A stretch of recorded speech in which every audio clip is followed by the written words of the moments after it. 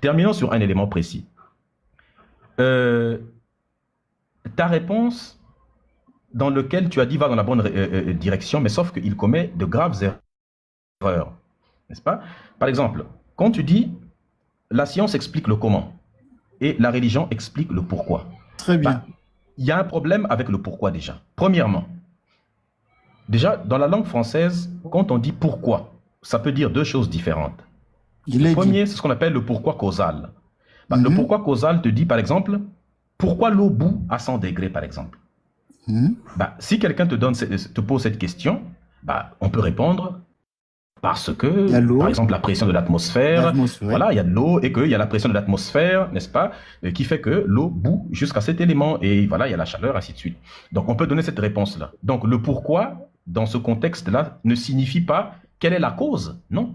Le pourquoi donne une explication scientifique. Enfin, pardon, ça signifie quelle est la cause plutôt. C'est la cause. Mais ça ne donne pas le but. Mais Médisa, tu te trompes là. C'est la cause même. Non, si, ça ne signifie pas quel est le but. Attends, je ne te coupe pas. Pardonne-moi. Non, c'est un lapsus. C'est un lapsus. C'est un lapsus. C'est un lapsus. Non, c'est un lapsus. D'accord. Oui, j'allais dire quel est le but. Oui, le pourquoi ici ne signifie pas quel est le but, mais quel... Oui, bien sûr. Le pourquoi ici ne signifie pas quel est le but, mais quelle est la cause plutôt. Donc, ce qui accrédite la thèse qui était la mienne, n'est-ce pas, celle de la science. Deuxième élément, ce qui montre que ce que tu as dit est strictement faux. Attention, c'est simplement un lapsus et ça ne prouve pas du tout. Ça prouve au contraire que tu as tort. Deuxième élément, il y a ce qu'on appelle le pourquoi final. Le pourquoi final, par exemple, on dit pourquoi l'univers existe-t-il? Autrement dit, dans quel but l'univers existe? Donc, on demande quelle intention. Mais le problème, c'est que cette question n'est pas honnête. Pourquoi? Parce que en disant pourquoi l'univers existe, tu supposes qu'il y a une intention. Mais si tu supposes une intention, tu supposes que cette intention-là vient d'un être déjà. Or, la question suppose qu'il existe déjà un être qui a une intention. Donc, ce n'est pas une question honnête, c'est une question malhonnête de la part des religieux, puisque c'est une question piège qui a déjà produit sa propre conclusion, comme quoi il y a déjà un être qui a une intention, et je te pose une question dans laquelle la conclusion est déjà préétablie. Donc, ce n'est pas une question ni scientifique, ni même philosophique, c'est simplement ce n'est pas une question scientifique, c'est une question qui est théologique. Médisa. En gros, en philosophie, on dit que c'est le genre de question qui cherche à démontrer ce qu'elle... Attends. C'est une question qui cherche à démontrer ce qu'elle a déjà supposé à l'avance. Donc, c'est une question nulle. Donc, ta réponse... Attends d'abord. Mais attends, toi, tu me coupes souvent. Attends, non, c'est pas ça le problème. C'est que tu parles beaucoup pendant plusieurs minutes et même plus que moi. On appelle ça le principe de Brandolini. Si tu dis quelque chose et que quelque chose est faux, pour le déconstruire, ça demande un peu plus de temps. C'est la notion du temps. La notion du temps. Non, on a trop parlé. C'est un principe. C'est un principe je te laisse parler. Étymologique, le principe de Brandolini, le principe de... Tu peux vérifier. Mais moi, je ne te coupe pas, peu importe le temps. Non, oui, je sais. Je suis très respectueux sur ce point-là. J'ai remarqué que tu me laisses parler. Le problème avec moi, je te promets de chuter. Tu veux me faire partir? Non, c'est pas ça le but. Mais c'est juste que vu qu'on s'entend parler, l'idée serait qu'on termine les arguments. Oui, mais je veux conclure. Vu que je suis en train de déconstruire. Oui, mais le problème, c'est que je suis dans la déconstruction. Je déconstruis tes propos, et pour déconstruire un propos, ça demande de prendre chaque élément. Parce que tes propos, je termine, justement. Parce que, laisse-moi juste terminer, et ensuite tu prends autant de temps que tu veux. Lorsqu'on fait la déconstruction d'un propos qui n'est pas correct, eh bien, on doit expliquer pourquoi d'abord ton propos n'est pas juste, et qu'est-ce qui devrait être juste. Et c'est ce qu'on fait, parce que lorsque les religieux donnent des arguments, ce sont ce qu'on appelle des pétitions de principe uniquement, qui sont faux sur le plan logique, mais qui sont aussi faux sur le plan scientifique, donc, puisque les deux vont ensemble. Et donc, il faut prendre le temps de les décortiquer, de les détailler précisément. Donc voilà pourquoi ça a l'impression de prendre un peu plus de temps. Par exemple, quand toi tu utilises le mot pourquoi, eh bien, il faut que tu nous dises dans quel but tu l'utilises. Est-ce que ça suppose un but, une intention? À ce moment-là, c'est ce qu'on appelle en philosophie une pétition de principe. C'est-à-dire que une pétition de principe, ce n'est pas un argument. Donc, avant que tu demandes le but de l'univers, eh bien, démontre-nous déjà que l'univers possède un but. Or, tu n'as pas démontré que l'univers possède un but, et tu nous dis directement, tu nous poses une question qui suppose déjà que l'univers a un but. Ça n'a aucun sens. Et il n'y a pas de preuve que l'univers a un but. Je te donne un exemple simple pour étayer ce que je dis. Un exemple simple. Mais non, il ne faut pas faire des choses comme ça. Quand on fait un débat et que Médisa, on a dit qu'on est en train de faire des introductions. On n'est pas encore dans le débat. Toi, tu me coupes à chaque fois, tu ne me laisses pas développer. Et ça empêche les gens qui nous écoutent de suivre un argument jusqu'à la fin. En fait, tu utilises ça pour faire croire aux gens que je t'interromps pour rien. Je t'ai dit que je ne suis pas venu pour le débat, pour des introductions. En fait, quand tu interromps, ça empêche celui qui écoute de suivre un argument, puisque je suis dans la déconstruction. D'accord, je vais me taire. Je préfère me taire. Merci, Médisa. Merci, tu as gagné. Parce que moi je ne te coupe pas parce qu'il faudrait que moi et les autres, on suive ton argument jusqu'à la fin. Sinon, c'est comme si j'avais peur de ton argument. Non, c'est pas ça. Non, je te comprends. Vas-y, mon frère. Il n'y a pas de souci. Je te laisse pas. Donc, l'exemple que je donnais, c'est comme si quelqu'un demandait pourquoi une montagne existe. Dans cette question-là, la première, on peut se dire, bon, est-ce que quand la personne me dit pourquoi la montagne existe, est-ce qu'il me demande les causes de la montagne? Donc, je vais lui expliquer avec la géologie. Qu'est-ce qui fait les montagnes? Tu sais, avec le principe des plaques tectoniques, une plaque qui rentre en subduction avec une autre, qui plie, n'est-ce pas? Et ensuite, ça produit les montagnes. Est-ce que c'est ça? Ou bien, quand la personne dit pourquoi une montagne existe, est-ce que c'est dans elle demande le but? Genre, quel est l'objectif de cette montagne-là? Quel est son but d'existence? Mais si la personne dit pourquoi la montagne existe, la personne suppose que la montagne a été construite volontairement et qu'elle n'est pas simplement le résultat de deux plaques tectoniques qui se sont appuyées. Donc la personne va dire, il y a des gens qui ont voulu créer une montagne, et s'ils ont voulu créer une montagne, c'est pour un objectif précis. C'est pour ça que le raisonnement des religieux n'a aucun sens. Ça n'a pas de sens. Pourquoi la science répond? Pourquoi il y a des étoiles? La science répond. Pourquoi il y a des espèces évoluent? La science répond. Pourquoi il y a des montagnes? La science répond. Pourquoi l'univers, avec le Big Bang, la science y répond. Donc, ce n'est pas un argument qui a du sens. Médisa, excuse-moi, juste une question de passage. Parler, vas-y. Non, avant que je l'explique, juste une question de passage. Tu sais qui a développé la théologie de la philosophie du Big Bang? Tu sais c'était qui?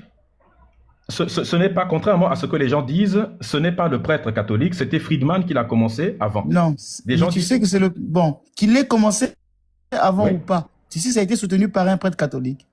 Oui, je le sais. Très bien, merci. Alors, maintenant, écoute-moi, Médisa.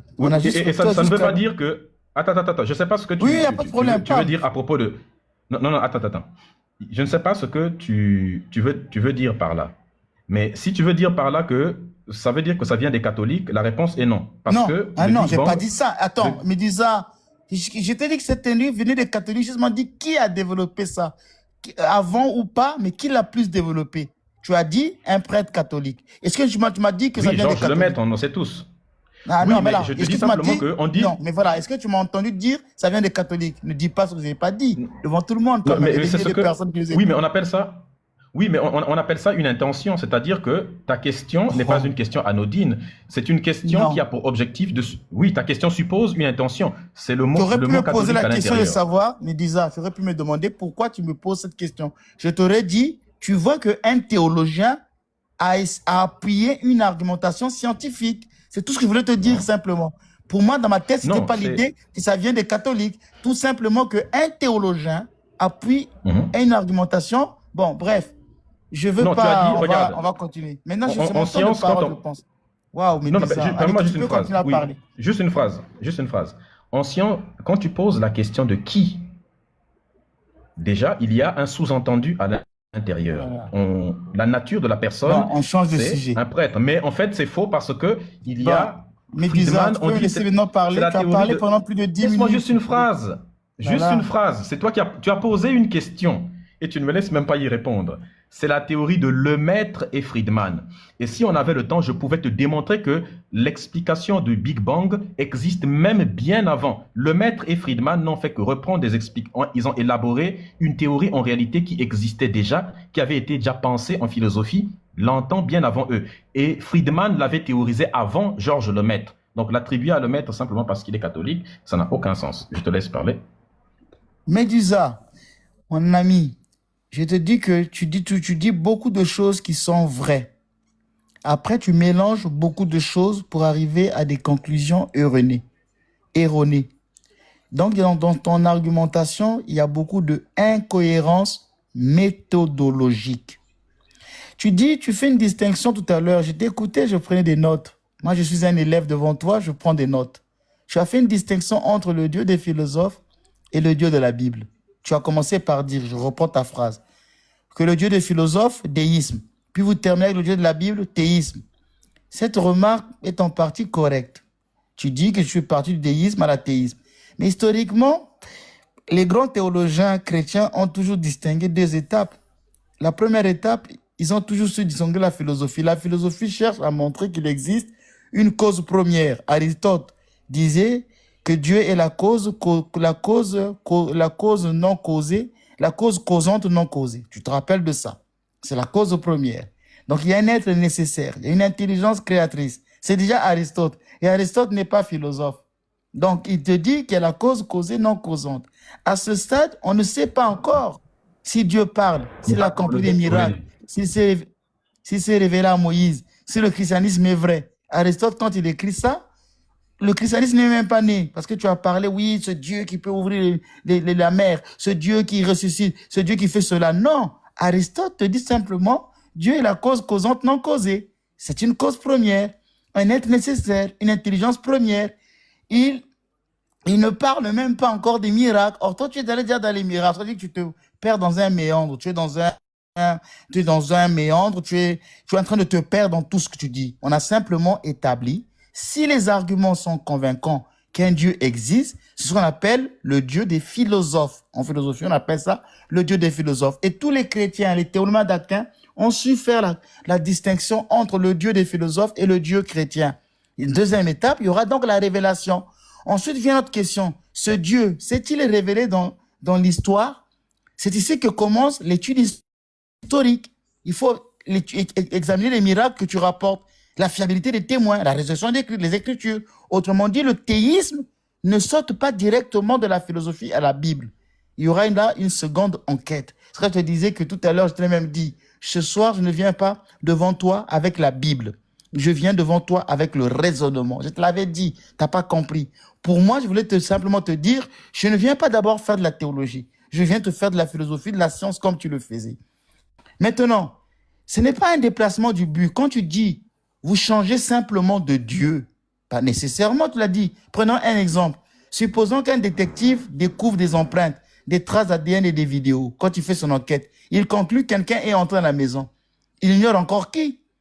Quand quelqu'un fait des enquêtes policières, il va dire, j'ai découvert des empreintes, j'ai découvert des traces d'ADN à la maison, j'ai découvert des vidéos. Est-ce qu'il conclut que quelqu'un est entré à la maison? Il ignore encore qui est cette personne. Ensuite, il y aura une seconde enquête qui commence. Est-ce que c'était Paul? Est-ce que c'était Médusa? Est-ce que c'était Jacques? Est-ce que c'était le père Ménas? Donc, les deux enquêtes sont différentes. De même, la philosophie répond. Existe-t-il une intelligence créatrice?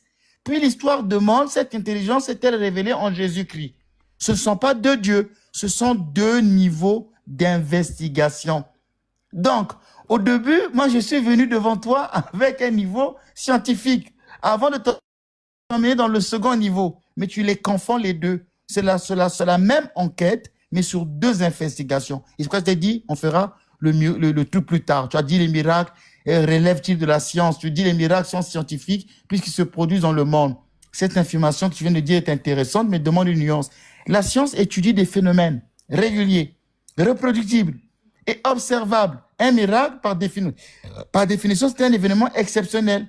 Tu as dit, oui, ce Dieu, est-ce qu'on doit croire à ce Dieu? Mais la science peut examiner des traces. Il faut maintenant voir, est-ce que réellement les enfants d'Israël sont sortis en Égypte? Là, c'est à l'histoire de nous le dire. C'est à l'histoire de nous dire ça. C'est pas Médusa qui va conclure que ces choses-là sont fausses. Il faut maintenant faire intervenir la science. Tu as parlé des récits bibliques et la science. Le soleil est créé le 4e jour, donc c'est faux scientifiquement. Tu as mis une approche au sein du christianisme. Tu viens de faire là une lecture littéraliste du texte biblique. Quand on lit un texte biblique, il faut voir l'analyse littéraire, l'analyse théologique, qu'on appelle par exemple l'analyse anagogique, l'analyse spirituelle. Quand on dit que Dieu crée le soleil le 4e jour, tu te dis, mais alors, le monde, parce que la Bible n'est pas un livre de science, il est possible que Dieu, qui est lui-même lumière incréée, ait illuminé le monde avant la création du soleil. Ça, c'est un point de vue théologique. Les théologiens te diront, les 3 jours de la création, avant la création de la lumière, c'est parce que c'est Dieu lui-même qui créait, qui illuminait le monde, parce qu'il est la lumière incréée. On est dans une analyse théologique. On n'est pas dans une analyse scientifique, donc on confond. Il y a une distinction. La première question que je disais tout à l'heure, je t'ai posée. existe-t-il une intelligence créatrice? Puisqu'il n'y a pas de néant. C'est une question de philosophie. Donc, ce n'est pas une question de théologie en tant que telle. La deuxième question, la Bible décrit correctement certains événements historiques ou naturels. Quand tu nies que oui, mais est-ce que les enfants de... Tu as parlé que non, Dieu qui ouvre la mer, tout ça. Je t'ai dit que là, on doit repartir sur un problème historique. On n'est plus dans un débat scientifique. Maintenant, tu dis les philosophes religieux écrivaient sous la contrainte de l'Église. Tu l'as toi-même dit. Il y a une part de vérité historique. Mais l'argument est plus fort qu'il ne peut réellement l'être. Il est vrai qu'à certaines époques, notamment par exemple dans une partie de l'Europe médiévale et même moderne, certaines autorités religieuses ont censuré ou condamné des penseurs. Des conflits célèbres ont existé. Par exemple avec Galilée. Ce que tu as dit est vrai, c'est historique. Il est également vrai que certaines personnes ont pu pratiquer l'autocensure. Ce que tu dis est vrai, mais en revanche, conclure que la majorité des philosophes croyants étaient croyants uniquement par peur dépasse ce que les preuves historiques permettent d'affirmer. C'est un argument un peu trop facile. Pourquoi? Parce que nous ne pouvons pas connaître les convictions intérieures des milieux de penseurs. Prenons quelques exemples. Thomas d'Aquin développe des arguments extrêmement sophistiqués pour l'existence de Dieu. Il n'était pas sous la contrainte, c'est un religieux. Blaise Pascal a écrit après qu'il ait eu une expérience religieuse personnelle. Il n'est pas sous la contrainte. Wilhelm Leibniz construit une métaphysique rationnelle. René Descartes cherche une démonstration philosophique de Dieu. René Descartes lui-même, il n'était pas sous la contrainte. Donc, dire qu'ils écrivaient uniquement parce qu'ils avaient peur revient à attribuer une intention psychologique sans preuve. En philosophie, cela n'invalide pas les arguments que vous venez d'apporter. Beaucoup de philosophes athées, vous avez dit que beaucoup de philosophes athées étaient auparavant religieux. C'est exact. Des penseurs comme Spinoza, Nietzsche, Russell, Bertrand, que j'ai étudié en philosophie à l'université Mariam Gouabi, ont grandi dans des milieux religieux. Mais que prouve ce fait? Pas grand-chose, car l'inverse existe aussi. De nombreux penseurs sont passés de l'athéisme au théisme ou au christianisme. Par exemple, j'ai aussi des penseurs, Anthony Fleim, il était considéré comme le plus grand le philosophe athée du XXe siècle. Il est devenu déiste à la fin de sa vie. Alistair était athée avant de devenir chrétien. Edith Stein est passé de l'agnosticisme au christianisme. Donc le parcours biographique d'un philosophe ne démontre pas la vérité de sa conclusion. Sinon, on tomberait dans un argument sociologique plutôt que philosophique. Vous avez dit la vérité ne dépend pas de l'origine d'une croyance. C'est un point essentiel. Supposons Pierre devient athée parce qu'il a été chrétien. Jacques devient chrétien après avoir été athée. Lequel a raison? Pierre devient athée après avoir été chrétien. Jacques devient chrétien après avoir été athée. Donc lequel aura raison? Impossible de répondre simplement en regardant leur biographie. Donc la question demeure, quels sont leurs arguments? C'est ce qu'on appelle éviter le sophisme génétique. Juger une idée d'après son origine plutôt que d'après ses raisons. Donc l'absence de hasard, vous avez dit que l'absence de hasard ne prouve pas une cause première. Je notais tout. Ici, il faut clarifier les termes, mon ami Médusa, que j'aime beaucoup. Tu as raison sur un point. L'absence de hasard n'implique pas automatiquement une cause première. Ça, ce que tu as dit est fort. C'est un saut logique. Parce qu'un système pourrait être entièrement déterministe. Vous l'avez parlé de déterminisme, que cela se démontre à lui seul, un créateur. En revanche, les arguments cosmologiques classiques ne reposent pas uniquement sur l'idée que le hasard est impossible. Ils reposent sur d'autres notions. Ce n'est pas un problème de hasard. Ils reposent sur d'autres notions, comme la contingence, la dépendance de l'existence, la nécessité d'une explication suffisante, la distinction entre un être nécessaire et des êtres contingents. Autrement dit, on est en train d'élever le niveau. On élève le niveau. L'argument n'est pas de hasard, donc il y a Dieu. Ce n'est pas ça l'argument. Il est beaucoup plus élaboré que cela. Quelque chose n'est pas encore Dieu. Tu as dit l'absence de hasard pourrait montrer qu'il existe quelque chose, mais pas une cause première. Cette remarque est philosophiquement intéressante, Médusa. Effectivement, tu as raison. Admettre qu'il existe un fondement de la réalité ne suffit pas à démontrer qu'il est personnel. C'est vrai qu'il est intelligent. C'est vrai qu'il est tout-puissant. C'est vrai qu'il est le Dieu de la Bible. C'est vrai. C'est précisément pourquoi les philosophes proposent plusieurs étapes. Par exemple, existe-t-il un fondement nécessaire de la réalité? Ce fondement possède-t-il des caractéristiques d'une intelligence? Peut-on identifier cette intelligence au-delà du théisme? Chaque étape demande ses propres arguments. C'est pourquoi je disais tout à l'heure que le débat va aller plus loin. C'est pas un débat de la Bible. C'est pas ce que tu fais avec les personnes qui ne connaissent pas mon frère Médusa, pour qui j'ai beaucoup de respect. En tout cas, je te respecte beaucoup. Tu fais un travail fort. Mais le problème, tu discutes avec des personnes qui n'ont pas fait ces études-là. Ils sont perdus. Ce soir, il n'y a que toi et moi ici. On voit que tout le monde dit que le débat devient haut. Le débat donc porte pas sur les questions de sur l'interprétation. Tu peux dire, les lois de la nature sont simplement le fait brut ultime. Mais je peux te répondre, même les lois de la nature appellent une explication. Ni l'un, ni l'autre ne peut simplement affirmer une position sans argument. C'est pourquoi la discussion ne se résout ni par l'histoire de l'Église, la Bible, ni par la biographie des philosophes. Certains philosophes ont été d'abord des chrétiens avant d'être des athées. C'est pas un argument. Ni par l'observation que certains croyants sont devenus athées ou inversement. Elle se joue sur la solidité des raisonnements. Donc, c'est pourquoi je disais qu'on va faire un débat.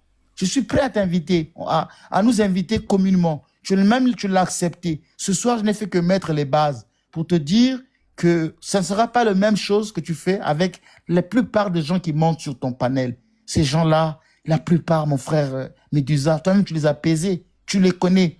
Depuis longtemps que tu es là, tu fais un travail remarquable.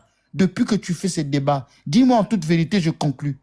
As-tu déjà fait un débat tel que nous le faisons ce soir? Tu ne vois pas que c'est d'un autre niveau et que ça risque d'être très fort?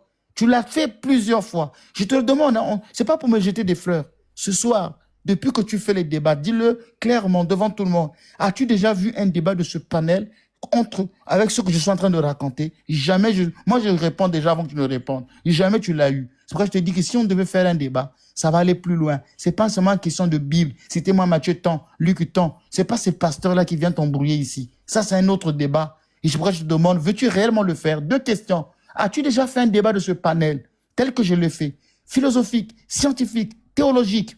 Et puis, encore, l'autre deuxième question, es-tu vraiment prêt à faire un tel débat? Je réponds.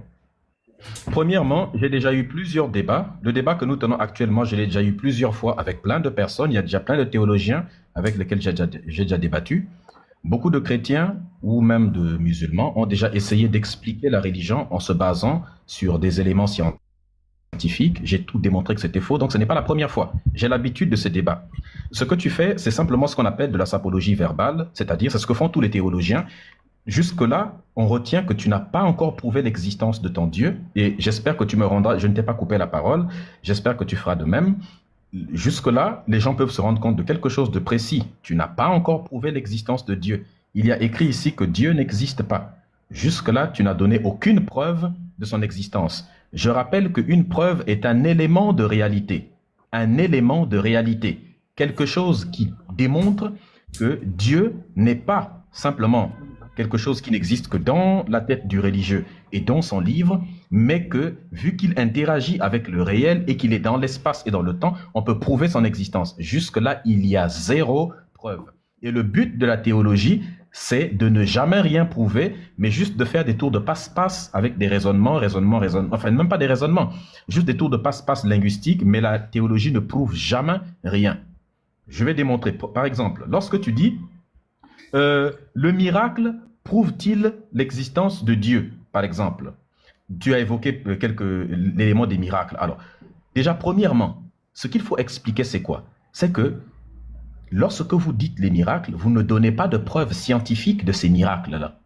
Il n'y a aucune espèce de science. Qu'est-ce qu'un miracle? C'est quelque chose qui vient s'aimer une rupture, n'est-ce pas, dans les lois, quelque chose qui prétend briser les lois de la science.